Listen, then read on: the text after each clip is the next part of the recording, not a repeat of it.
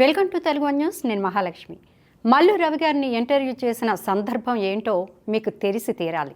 పార్లమెంట్లో ఎక్కువగా ఎవరు తమ గళాన్ని వినిపించారు, ఎక్కువగా ఎవరు ఎన్ని ప్రశ్నలు అడిగారో రీసెర్చ్ చేస్తే మల్లు రావు గారని తెలిసిందే. దీనిపై కేటీఆర్ చేసిన ట్వీట్ కూడా ఒక కారణమని చెప్పాలి. ఎందుకంటే పార్లమెంట్లో ఎక్కువగా గళం వినిపించింది బీఆర్ఎస్ అని అన్నారు. కానీ మల్లు రవి గారు ఎంపీగా ఉన్నప్పుడు పార్లమెంట్లో 755 ప్రశ్నలు అడగ్గా మిగతా వారంతా కేవలం 5 ప్రశ్నలకే పరిమితమయ్యారు. కాగా ప్రశ్నలతో పాటు డిబేట్స్లో పాల్గొని నాగర్ కర్నూలు గణాల్ని వినిపించారు మల్లు రవి గారు. Welcome to Telugu one news. నేను మహాలక్ష్మి. ఈరోజు మనతో పాటు Congress senior leader doctor Mallu Ravi గారు ఉన్నారు. వారితో మాట్లాడదాం. నమస్తే సార్. నమస్కారం.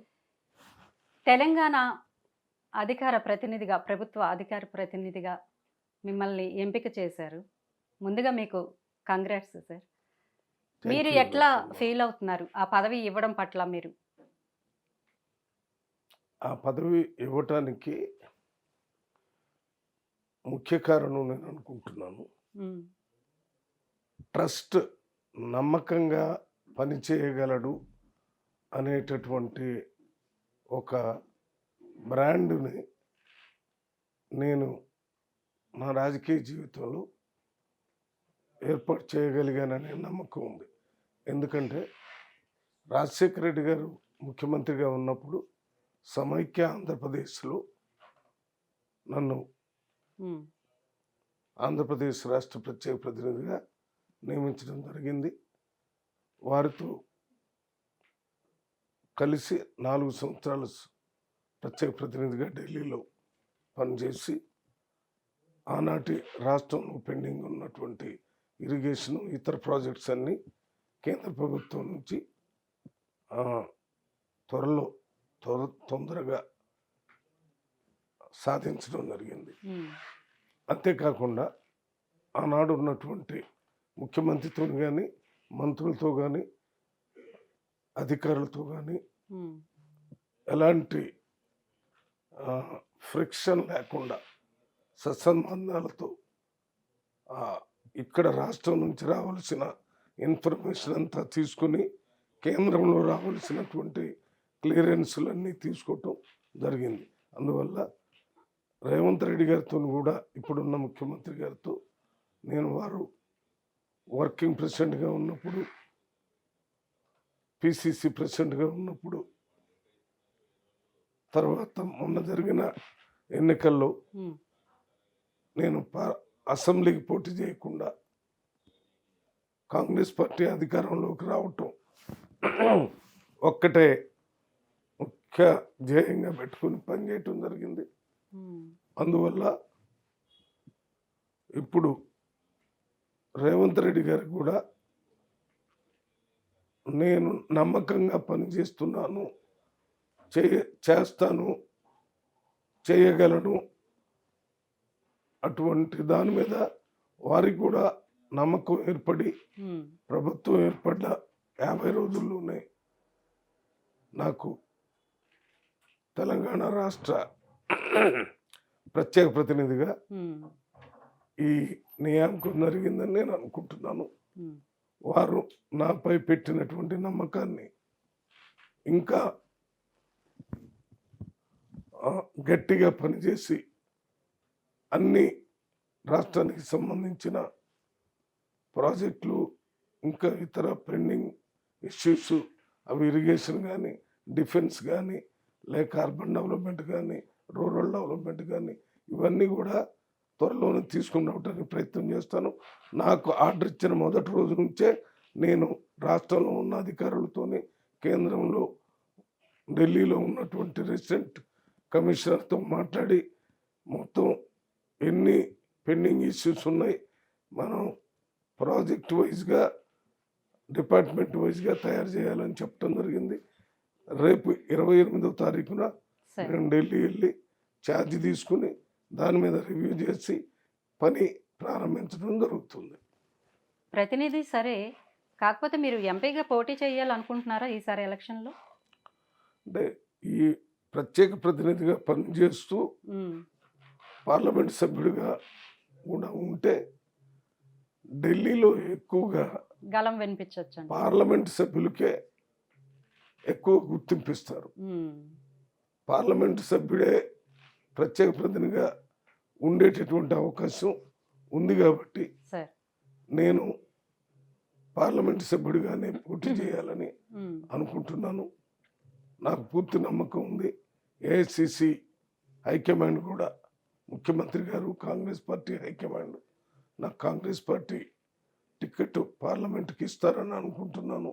అంటే ఒక వార్త వినిపిస్తోంది సార్, రేవంత్ రెడ్డి గారు గట్టిగా కోరుకుంటున్నాను. అదే మీరు రేవంత్ రెడ్డి గారు అక్కడ నాగర్ కర్నూలులో వేరే వాళ్ళని నిలబెట్టేందుకే మీకు ఈ ప్రతినిధి పదవిని ఇప్పించారన్న వ్యాఖ్యలు వినిపిస్తున్నాయి. దీనిపై మీరేమంటారు సార్? అంటే మామూలుగా జనంలో ఈ ప్రత్యేక ప్రతినిధి అనేది ఒక పదవి ఇచ్చారు కాబట్టి పార్లమెంటులో మళ్ళీ కొత్త అభ్యర్థిని ఎవరినైనా నిలబెడతారనేటటువంటి ఆలోచన రాజకీయంగా చర్చ జరుగుతున్న మాట కూడా వాస్తవమే. అది నాగర్ కర్నూలు పార్లమెంట్ కానీ బయట కానీ అనుకుంటున్నారు. కానీ నేను రేవంత్ రెడ్డి గారితోనే ఈ పదవి వచ్చిన తర్వాత మాట్లాడాను. అలాంటి ఆలోచన ఏది లేదని, పని చేయమని ఇక్కడ పార్లమెంటు ప్రాంతంలో అదే రకంగా ఢిల్లీలో ఇచ్చిన కార్యక్రమం రెండింటినీ కూడా నీవు సమర్థవంతంగా నమ్మకంగా చేస్తావనే దాంతోనే ఈ పదవిని ఇవ్వటం జరిగిందని నాకు స్పష్టంగా చెప్పడం జరిగింది. అంతేకాకుండా రేవంత్ రెడ్డి గారికి నన్ను పార్లమెంట్ సభ్యుడిగా లేకుండా వేరే వాళ్ళని పెట్టడం వల్ల ఉపయోగం జరుగుతుందనే ఆలోచన కానీ, నేను పార్లమెంట్ సభ్యుడిగా కావటం వల్ల వారికి నష్టం జరుగుతుందనే ఆలోచన కానీ అనుకుంటారని నేను అనుకోవటం లేదు. వారు అనుకోవటం లేదని నాకు పూర్తి నమ్మకం ఉంది.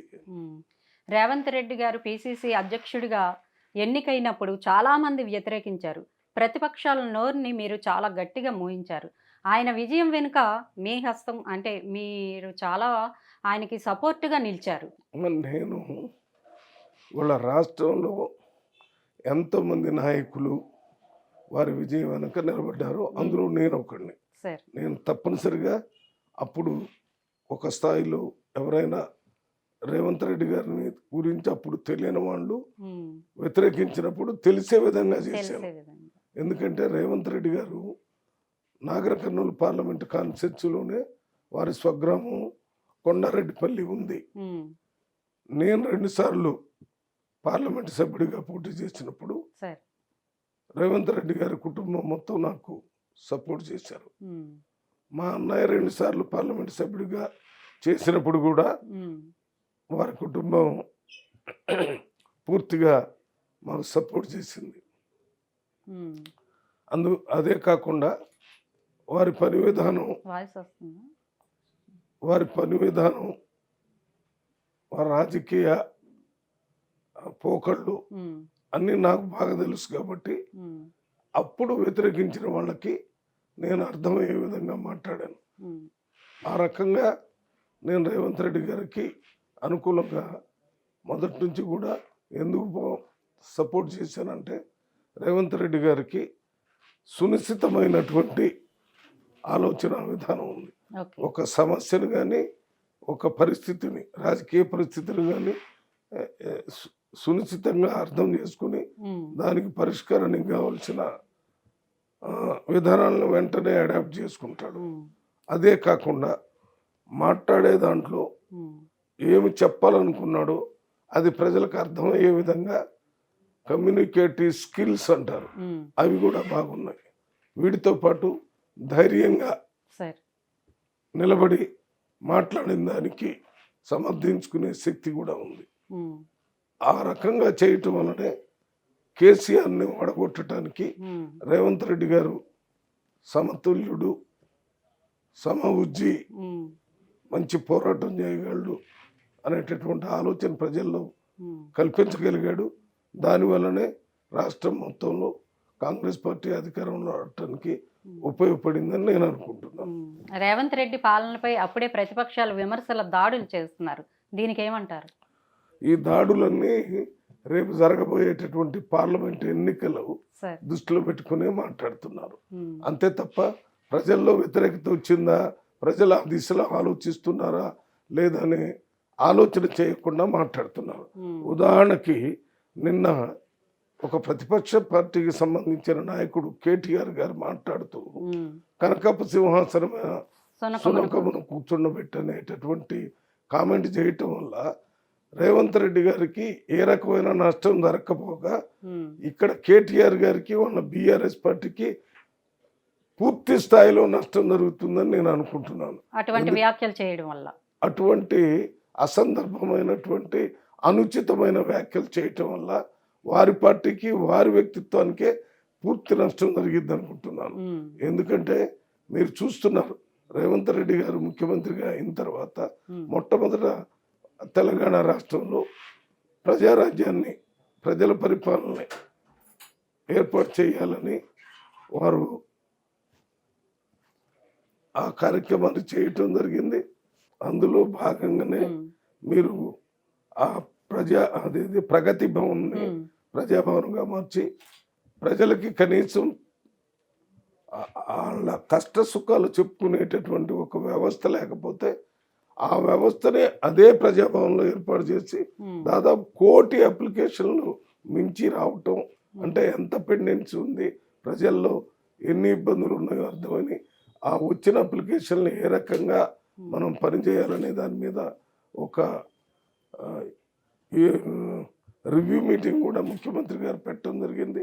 అంతేకాకుండా ఈ రాష్ట్రంలో ఎట్లా ఆర్థిక డిసిప్లిన్ లేకుండా పరిపాలన చేశారో చెప్పడానికి మొట్టమొదట వైట్ పేపర్ ఫైనాన్స్ మినిస్ట్రీ మీద, అదే రకంగా ఇరిగేషను, ఇంకా మన పవర్ మినిస్టర్ వీటి మీద శ్వేతపత్రాలు ఇచ్చారు.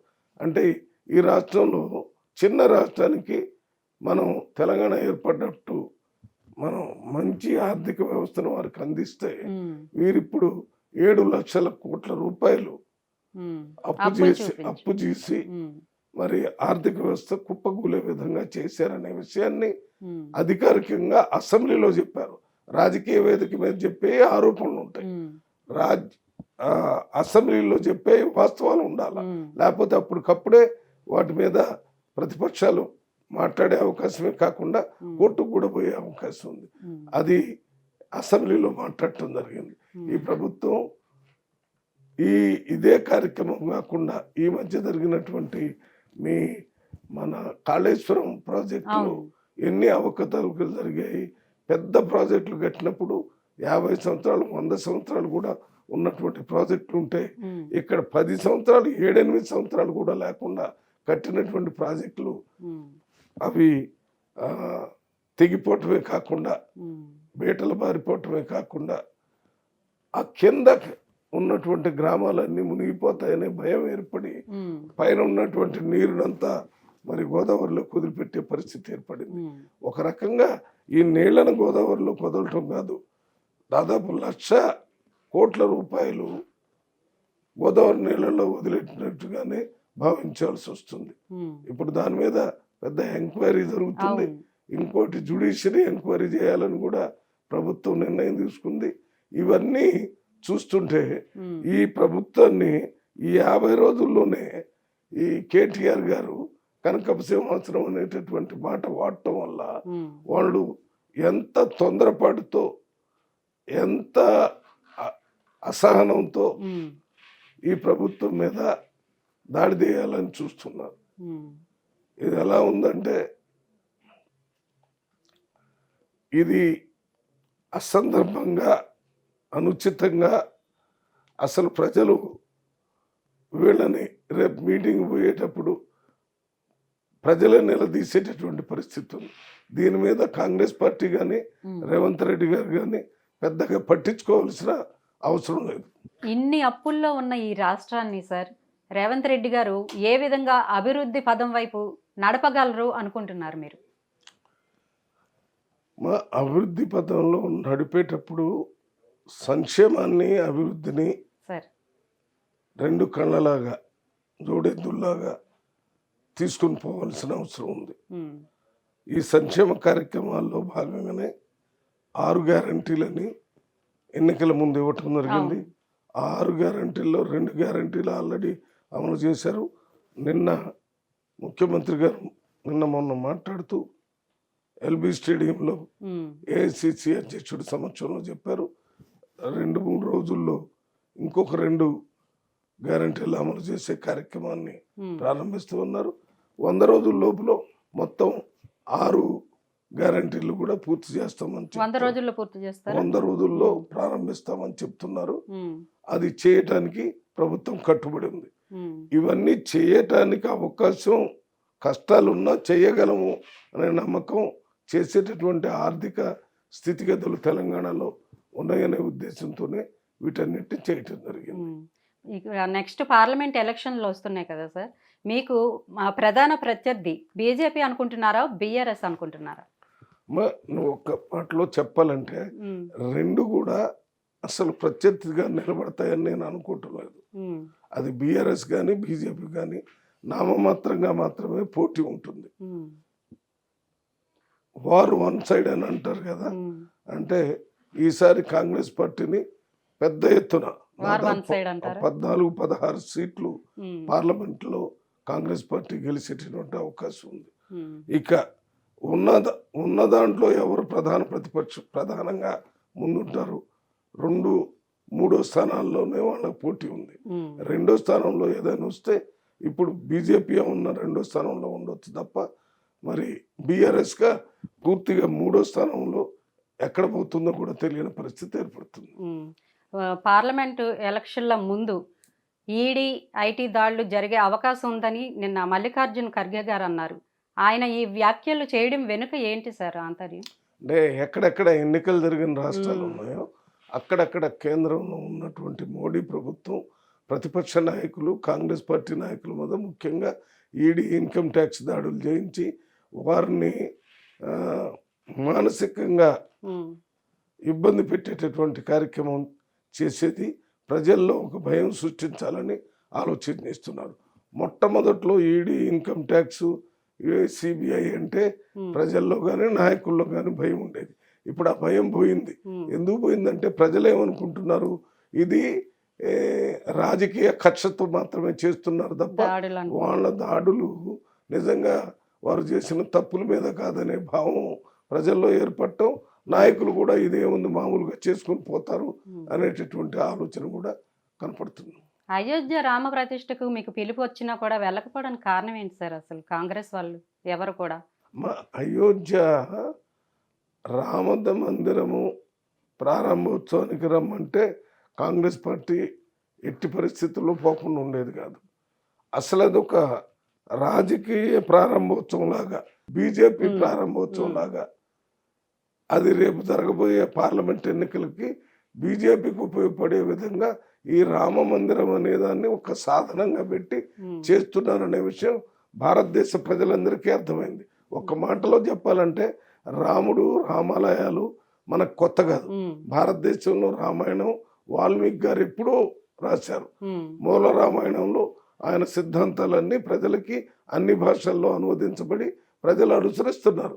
ప్రతి సంవత్సరం సీతారామ కళ్యాణం అనే ప్రతి స్టేట్లో ప్రతి రామాలయంలో పెద్ద ఎత్తున జరుపుతారు. ప్రజలందరూ భక్తి శ్రద్ధలతో పోతారు, దాన్ని అనుసరిస్తారు. భారతదేశ ప్రజల జీవన విధానమే రాముడి జీవన విధానం. రాముడు మనకు దేశానికి ఇచ్చిన సందేశం ఏంటంటే రాముడి సందేశం, రాముడి జీవించిన విధానమే రాముడి సందేశం.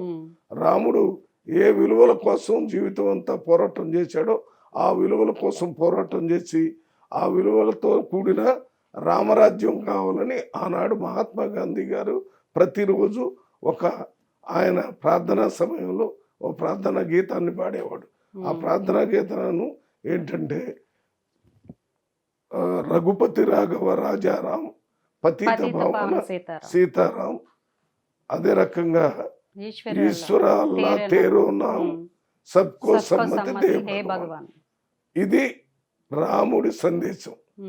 రాముడి జీవితంలో ప్రజలు నేర్చుకోవలసిన దాన్ని అంతా, అనుసరించాల్సిన దాన్ని అంతా మహాత్మా గాంధీ గారు ఈ 4 పాదాల్లో పెట్టి ప్రతిరోజు ఆయన ప్రార్థన గీతంగా చేసేవాడు. ఇది ప్రజలకు ఒక సందేశం. మహాత్మా గాంధీ గారు కూడా ఏం చెప్పాడు, మీరు ప్రజలకు ఏమైనా సందేశం ఇస్తారంటే నా జీవితమే నా సందేశం అన్నాడు. అదే రకంగా రాముడి జీవితమే సందేశం.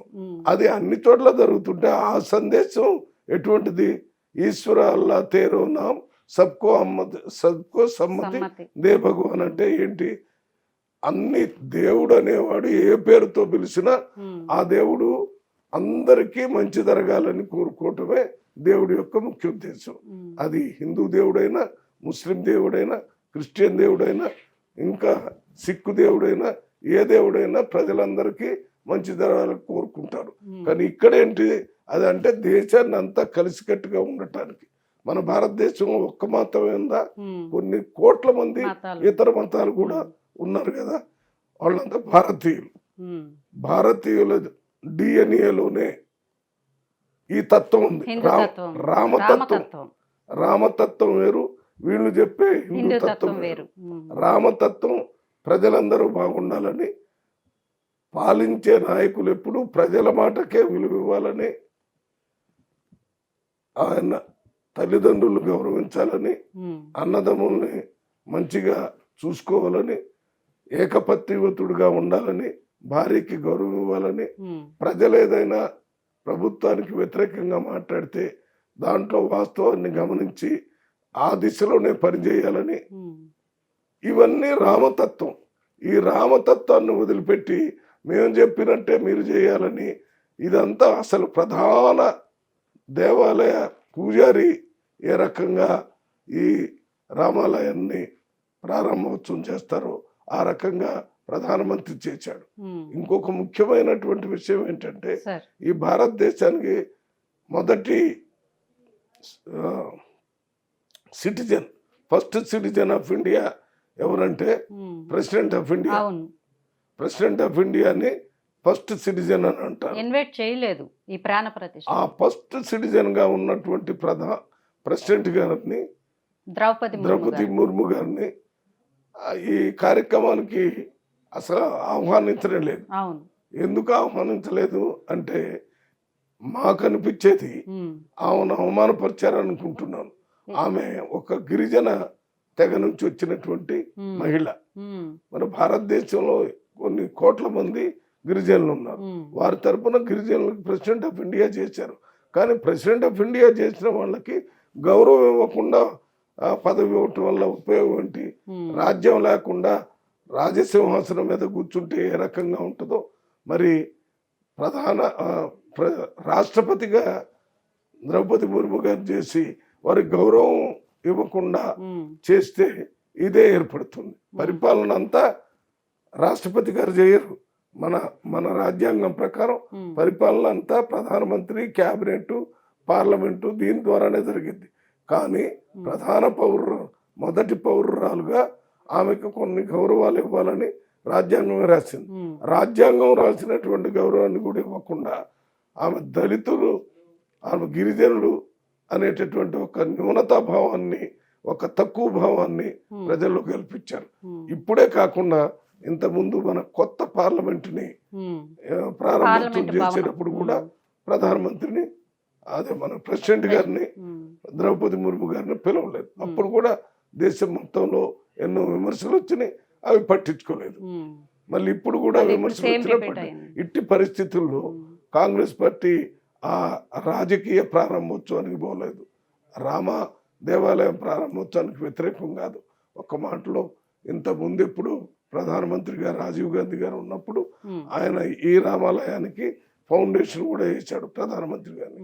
అంటే రామాలయానికి, రాముడి తత్వానికి కాంగ్రెస్ పార్టీ కాదు, రాముడి తత్వమే కాంగ్రెస్ పార్టీ తత్వం. కాంగ్రెస్ పార్టీ తత్వాన్ని ప్రజల్లోకి తీసుకుపోవటాన్ని కాంగ్రెస్ పార్టీ పనిచేస్తుంది. అంటే ఇప్పుడు మహాత్మా గాంధీ గారు పాడినటువంటి ఆ ప్రార్థనా గీతం యొక్క సారాంశాన్ని ప్రజలకి అందజేసేటటువంటి సాధన కాంగ్రెస్ పార్టీ. ఇవాళ భారత్ జోడో అనేటటువంటి ఒక పాదయాత్ర చేసి 4500 కిలోమీటర్లు భారతదేశం ఒక మూల నుంచి మన ఇక్కడ కన్యాకుమారి నుంచి కాశ్మీర్ దాకా పోయి ఎండనక వాననక కష్టపడి చేసింది దేనికోసం తిరిగాడో రాహుల్ గాంధీ గారు కాంగ్రెస్ పార్టీ తరఫున. ఆయన భారతదేశాన్ని సమగ్ర దేశంగా సమైక్యంగా ఉంచి అందరూ అన్నదమ్ముల్లాగా బతకాలని సందేశాన్ని ప్రజలు, ఇది రామతత్వాన్ని ప్రజలకు అందజేసినటువంటి నాయకుడు మన రాహుల్ గాంధీ. ఆ రామతత్వానికి వ్యతిరేకంగా ఈ దేశంలో ఓన్లీ కొంతమందికి మాత్రమే రాముడు దేవుడు కానీ ఆదర్శప్రాయుడు కానీ. రాముడు దేవుడే కాకుండా ఆదర్శ పురుషుడు. రాముడు దేవుడితో పాటు ఆదర్శ పురుషుడు. రాముణ్ణి ఆదర్శంగా తీసుకొని బతికేటటువంటి జీవన విధానం భారతదేశంలో ఉంది. ప్రతి మతంలో ఉన్నవాడు కూడా రామతత్వం ఏంటి? తల్లిదండ్రులను గౌరవించాలి, అన్నదమ్ములను గౌరవించాలి, భార్యను గౌరవించాలి, ప్రజలను గౌరవించాలి, ప్రజలకి మంచి పరిపాలన అందించాలి. ఇది రామతత్వం. ఈ రామతత్వాన్ని మీరు కొంతమందికే రాముడు తత్వం అంటే మరి తక్కిన బుద్ధని చెప్పాడు రాముడు? అది చెప్పలేదు కదా. అన్ని కులాలు, అన్ని మతాలు, భారతీయులందరికీ మంచి రాజ్యం, మంచి పరిపాలన అందించాలని ఆలోచన చేసినటువంటి తత్వాన్ని, భారత సమైక్యతని, భారత్ జోడో యాత్రలో వచ్చిన సందేశాన్ని పెడితే భారత్ జోడో కార్యక్రమం చేసినట్టుగా ఉంది. కాబట్టి మన కాంగ్రెస్ పార్టీ నాయకులు దానికి వెళ్ళలేదు తప్ప రాముడి మీద కానీ, రామతత్వం మీద కానీ, రామ దేవాలయం మీద కానీ వ్యతిరేకత లేదు. ఉదాహరణ మన దగ్గర తెలంగాణలో భద్రాచలం దగ్గర రాముడి టెంపుల్ ఉంది. ఈ గుడికి ప్రతి సంవత్సరం పెద్ద ఎత్తున ఉన్నటువంటి ముఖ్యమంత్రులే తలంబ్రాలు, పట్టు వస్త్రాలు తీసుకుపోయి దేవుడికి ఇస్తారు. ఇది గౌరవ సూచకంగా చేసేటటువంటి ఒక మాట. అంటే రామతత్వాన్ని ప్రజలకు అందించాలంటే ఉన్నటువంటి రాష్ట్రంలో ఉన్న ముఖ్యమంత్రులు, మంత్రులు, ప్రజలు కూడా ఆ రామతత్వాన్ని గౌరవిస్తున్నారంటే సామాన్యులు కూడా గౌరవిస్తారు. ఒక ఉన్నత స్థానంలో ఉన్నటువంటి వ్యక్తి కొన్ని విలువలు పాటిస్తుంటే ప్రజలు కూడా విలువలు పాటిస్తారు. ఉన్నత స్థానంలో ఉన్నటువంటి వ్యక్తి తప్పులు చేస్తుంటే ప్రజలు కూడా తప్పులు చేస్తారు. ఓ అంత పెద్ద వ్యక్తి చేస్తే లేదు కానీ మేము ఎందుకు చేయకూడదు అనేటటువంటి ఆలోచన వస్తుంది. ఇక గవర్నర్ కోటాలో ఎమ్మెల్సీలను ఆమోదించారు కోదండరామ్ గారు, అమీర్ అలీ ఖాన్ గారిని. అయితే ఇంతకుముందు బీఆర్ఎస్ పాలనలో ఈ ఎమ్మెల్సీ ప్రతిపాదనను తోసిపుచ్చారు తమిళసై గవర్నరు. మరి ఇప్పుడు దీంతో ఇప్పుడు ఆమోదించడంతో బీజేపీతో మీరు ఫెవికాల్ బంధం ఉంది అంటున్నారు, బీజేపీ కాంగ్రెస్ది. మీరేమంటారు సార్? మేము ఏమంటామంటే అసలు భారతదేశంలో 2 జాతీయ పార్టీలు ఉన్నాయి. ఇంకా 2 కూడా ఉన్నాయి. సిపిఐ, సిపిఎం ప్రధానమైన ఇప్పుడు అధికారాన్ని కొంతకాలం ఇటు అటు పోయినా ఉన్నటువంటి పార్టీలో ఒకటి కాంగ్రెస్ పార్టీ, ఇంకోటి బీజేపీ పార్టీ. ఈ కాంగ్రెస్ బీజేపీ పార్టీలకి ఇవి అధికారం కోసం పుట్టినటువంటి పార్టీలు కావు. భారతదేశానికి స్వతంత్రం ఇవన్నీ తేవటం, పరిపాలన చేయటం కంటే ఒక ఐడియాలజీ మీద పుట్టినటువంటి పార్టీలు. భారతదేశంలో రామతత్వం మీద, రాముడి ఆలోచన విధానం మీద కాంగ్రెస్ పార్టీ పుట్టింది. అంటే భారతదేశానికి స్వతంత్రం రావాలని, స్వేచ్ఛా స్వతంత్రాలతో ప్రజలు బ్రతకాలని, రాజ్యాంగబద్ధమైన అంటే చట్టపరమైన పరిపాలన ఉండాలని, ఎవరు ఎంతటి వాళ్ళైనా కూడా చట్టానికి లోబడి పనిచేయాలని, ప్రధానమంత్రి కానీ, ముఖ్యమంత్రి కానీ, కేంద్ర మంత్రులు కానీ, రాష్ట్ర మంత్రులు కానీ, కలెక్టర్లు కానీ, ఎస్పీలు కానీ ఎవరైనా చట్టానికి లోబడి పనిచేయాలని, ఈ రకమైన ఆలోచన విధానానికి కాంగ్రెస్ పార్టీ ఒక ఐడియాలజీ. అంతేకాకుండా భారతదేశంలో మనం సెక్యులరిజం అంటే అన్ని మతాలు, ఎవరి మతాన్ని వాళ్ళు గౌరవించుకోవాలని, ఇతర మతాల వాళ్ళు వాళ్ళ అనుసరించడానికి వాళ్ళకి అవకాశం ఇవ్వాలని, ఇది సెక్యులరిజం. సెక్యులరిజం అంటే అన్ని వేరే వారి మతాన్ని వారు గౌరవించడం. మహాత్మా గాంధీ ఎంతో పెద్ద దేవుడు మన హిందూ ధర్మాల్ని పాటించేవాడు. కానీ అట్ ది సేమ్ టైం వేరే మతాలు, క్రిస్టియన్స్ కానీ, ముస్లిమ్స్ కానీ, లేకపోతే సిక్కులు కానీ, వీళ్ళందరూ కూడా వారి దేవుణ్ణి వారు పూజించుకునేటటువంటి అవకాశం ఉండాలనే ఆలోచన విధానంతోనే మహాత్మా గాంధీ చేశాడు. ఇది కాంగ్రెస్ పార్టీ ఆలోచన. దీన్ని 2-3 మాటల్లో చెప్పాలంటే కాంగ్రెస్ పార్టీ అది అనేది ఒక ఐడియాలజీ. ఏం ఐడియాలజీ? అది సెక్యులర్ పార్టీ.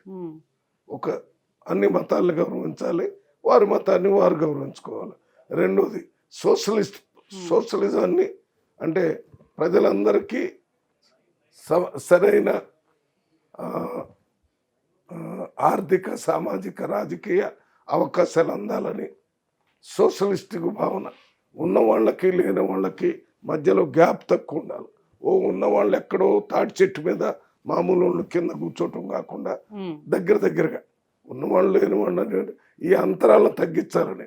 ఇది సోషలిస్టు భావాలు. కమ్యూనిస్ట్ భావాలు దేశానికి సోషలిజానికి తేడా ఏంటంటే ప్రజాస్వామ్య పరిపాలన వ్యవస్థలు పార్లమెంటరీ డెమోక్రసీలోనే ఈ ఈ సోషలిజాన్ని సాధించాలనేది. ఇది కాంగ్రెస్ పార్టీ రెండోది. ఒకటి సెక్యులరిజం, సోషలిజం. దేశం కోసం ఇది ఇంక్లూజివ్ గ్రోత్ అంటారు. అంటే ప్రజలందరినీ కలుపుకొని పరిపాలన చేసే విధానం ఇంక్లూజివ్ గ్రోత్. అంటే మీరు ఇంక్లూజివ్ గ్రోత్ అని ఎందుకు అంటున్నానంటే మీరు ఒక గ్రామంలో పోతే ఎస్సీలు, ఎస్టీలు, బీసీలు, మైనార్టీలు ఈ రకంగా ఫార్వర్డ్ కాస్ట్ అని ఆ గ్రామం అంతా విడదీయబడి ఉంటుంది కులాల పేరుతో. వీళ్ళందరూ కూడా రకరకాల ఆర్థిక సామాజిక పొలిటికల్ డిఫరెన్సెస్తో ఉన్నారు. వీళ్ళని అందరినీ కలుపుకొని అభివృద్ధి సంక్షేమ కార్యక్రమాలు వారికి అందించాలనే ఆలోచన విధానం కాంగ్రెస్ పార్టీ. అది నువ్వు ఇప్పుడు బీజేపీ తీసుకుంటే బీజేపీ నాన్ సెక్యులర్ పార్టీ. అది ఒక మతానికి మాత్రమే ప్రాధాన్యత తక్కిన వాళ్ళని ఇవ్వకుండా చేసేటువంటి పార్టీ.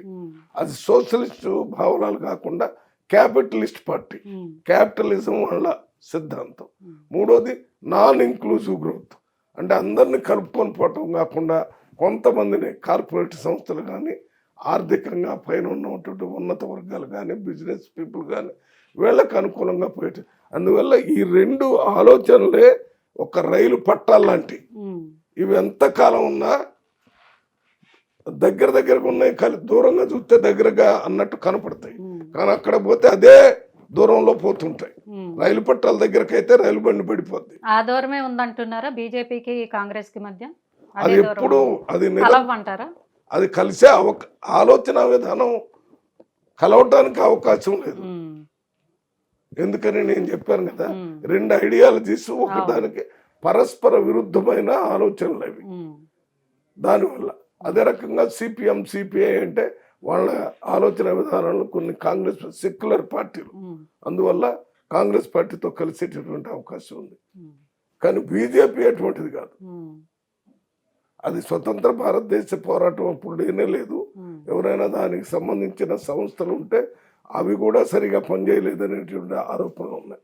ఇప్పుడు వాళ్ళు పరిపాలనా పగ్గాలు పట్టుకున్న దగ్గర నుంచి దేశాన్ని, దేశ సమగ్రతని మాటలలోనే కానీ చేతల్లో చూపెట్టలేదు.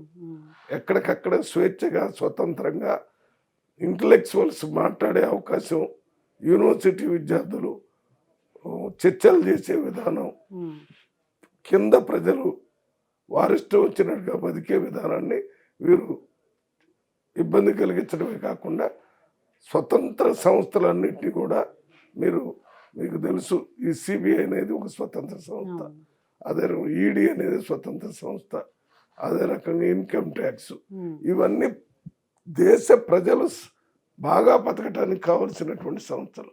వీటి వాళ్ళ చేతిలో పెట్టుకొని ఒక నియంతృత్వ పరిపాలనలో ఏ రకంగా ఇటువంటి సంస్థలను ఉపయోగించి ప్రజల్ని భయపెట్టి పరిపాలన కొనసాగిస్తారు, ఆ రకంగా చేస్తున్నారు. ఇక ఏపీ పాలిటిక్స్ పై మీరు ఏమైనా దృష్టి పెట్టారా? అంటే ఈ మధ్యకాలంలో మీరు పెట్టిన ఫొటోస్ అట్లాగే అనిపిస్తున్నాయి. At the same time KVP గారితో జగన్కి చెక్ పెట్టాలని చూస్తున్నారన్న వ్యాఖ్యలు కూడా వినిపిస్తున్నాయి. మీరేమంటారు సార్?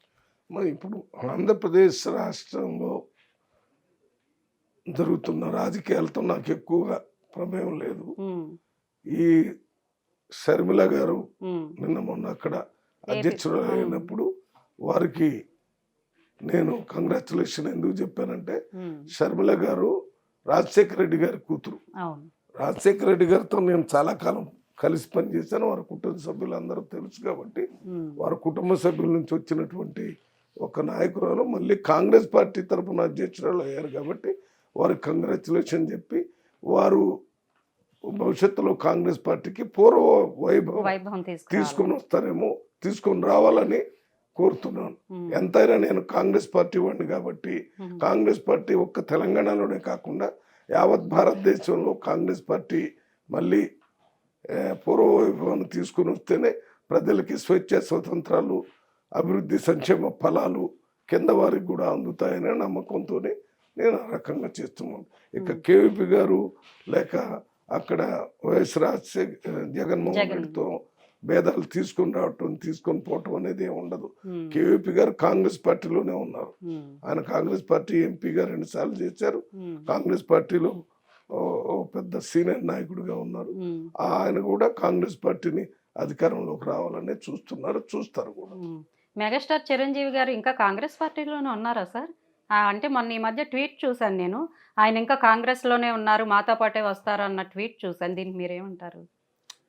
మరి ఇప్పుడు ఎప్పుడైనా మీరు మెగాస్టార్ చిరంజీవి గారిని గమనిస్తే ఆయన ప్రతిసారి రాజకీయాలు చేస్తూ తిరుగుతున్నటువంటి వ్యక్తి కాదు. కానీ కాంగ్రెస్ పార్టీకి అనుకూలంగా ఉండటం, కాంగ్రెస్ పార్టీలో ఆయన పెట్టినటువంటి ప్రజా పార్టీ అది, ఆ పార్టీని మెర్జి చేయటం, దాని తర్వాత కేంద్రంలో మంత్రి కావటం, తర్వాత కాంగ్రెస్ పార్టీతో కలిసికట్టుగా తిరగటం, ఇవన్నీ పడితే ఇప్పుడు కూడా అంతే ఉన్నారు అనుకుంటా. వారికి ఏదో అవార్డు వచ్చింది, పద్మశ్రీ పద్మవిభూషణ్ వచ్చింది. అందువల్ల చిరంజీవి గారికి ముందు కంగ్రాచులేషన్ చెప్తూ, చిరంజీవి గారు తప్పనిసరిగా కాంగ్రెస్ పార్టీలోనే ఉంటారని కూడా మేము భావిస్తున్నాం.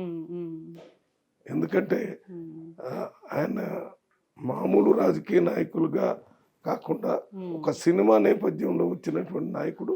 అవసరం వచ్చినప్పుడే ప్రజల దగ్గర పోయి మాట్లాడటం, వారి ప్రజల దగ్గర పోవటం వల్ల ప్రభావితం చేయటం, ఇవన్నీ జరుగుతుంటాయి. తెలంగాణలోని 5 కళాకారులకి పద్మ అవార్డులు వచ్చాయి సార్, దీనిపై మీ స్పందన ఏంటి? కళాకారులు ఇప్పుడు కొత్తగా అవార్డ్స్ ఇవ్వటం కదమ్మా, అనేక సార్లు కళాకారులకు వచ్చింది, ఇప్పుడు కొన్ని ఎక్కువ వచ్చి ఉండొచ్చు అంతే తప్ప కళాకారులకు అవార్డ్స్ రాంది ఎప్పుడమ్మా? మీకు మనకి మొరార్జీ దేశాయ్ ముఖ్యమంత్రి ప్రధానమంత్రిగా ఉన్నప్పుడు అరండేలో ఎవరో ఒకరాము ఉన్నారు, మంచి డాన్సర్, ఆమెకు పెద్ద అవార్డు వచ్చింది. అంతకుముందు ఇందిరాగాంధీ టైంలో వచ్చినాయి, నెహ్రూ గారి టైంలో వచ్చినాయి, మొన్న వచ్చినాయి, అన్నీ వస్తున్నాయి. రావటం వచ్చిన వారికి కంగ్రాచులేషన్ చెప్తున్నాం, శుభాకాంక్షలు చెప్తున్నాం.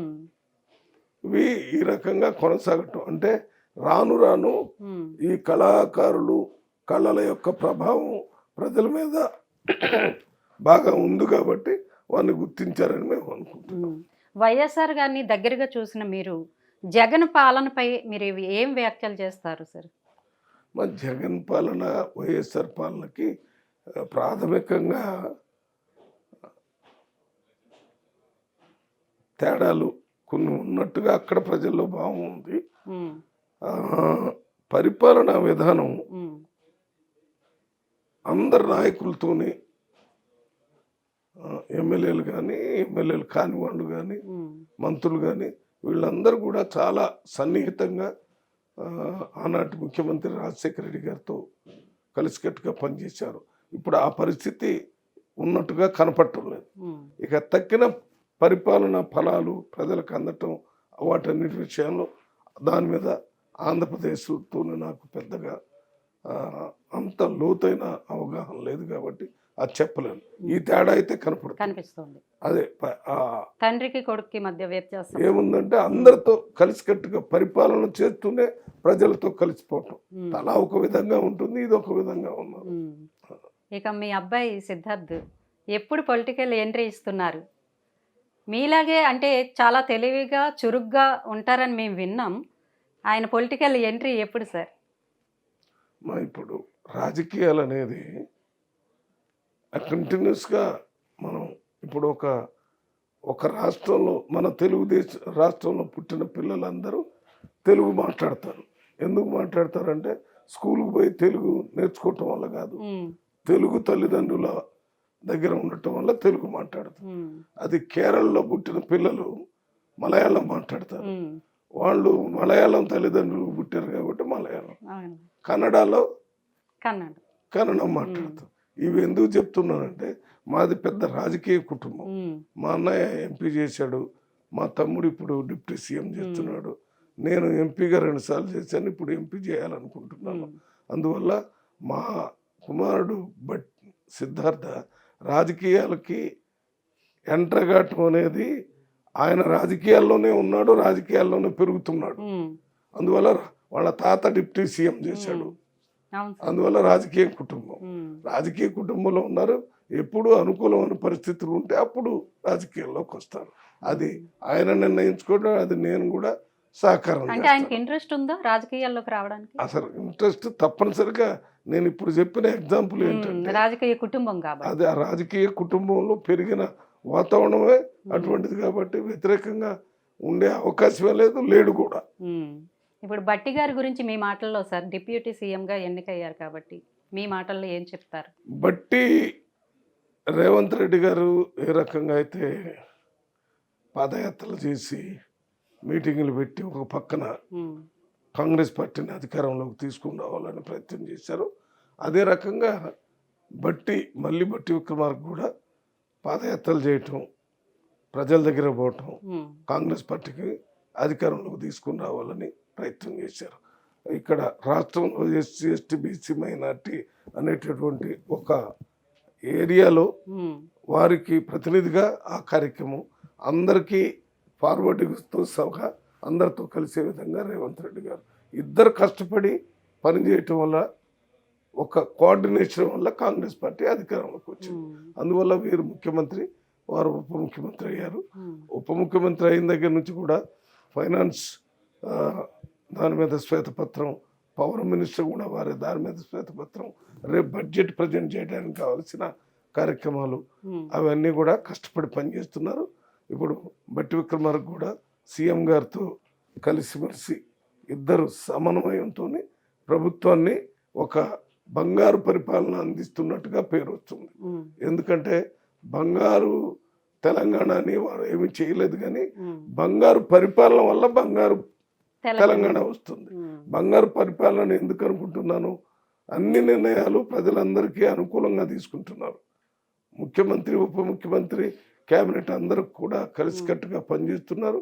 దానివల్ల ప్రజలకు మేలు జరుగుతుంది. 2019లో వయనాడ్ నుంచి రాహుల్ గాంధీ గారు పోటీ చేశారు, మళ్ళీ సేమ్ అక్కడి నుంచే పోటీ చేస్తారా సార్? రాహుల్ గాంధీ గారు వయనాడులో కూడా పూర్తి చేస్తారని అడిగిన దానికి, ఎందుకంటే వారు మొన్న గెలిపించారు, వారి వల్ల పార్లమెంట్లో ఉండి దేశ ప్రజలకు సేవ చేసే అవకాశం వచ్చింది కాబట్టి అక్కడ పోటీ చేస్తారనుకుంటున్నాను. దాంతోపాటు మరి ఉత్తరప్రదేశ్లో కూడా చేస్తారేమో, దాని మీద నాకు పెద్దగా అవగాహన లేదు. Thank you very much sir. నమస్తే.